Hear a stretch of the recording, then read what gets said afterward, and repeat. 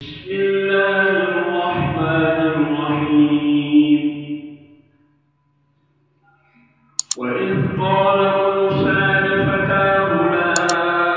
أبرح حتى أبلغ مجمع البحرين أو أمضي حقبا فلما بلغا مجمع بينهما نسيا حوتهما فاتخذ سبيله في البحر سربا فلما جاوزا قال لفتاه آتنا غداءنا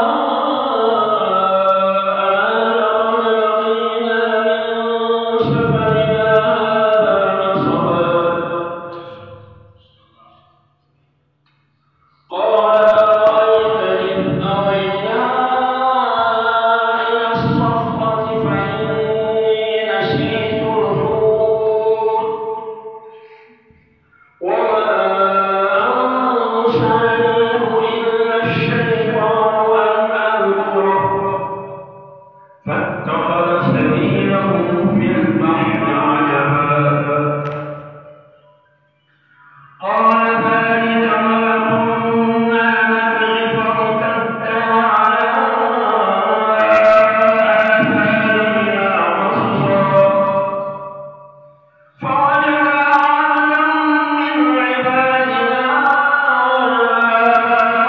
آتيناه رحمة من عندنا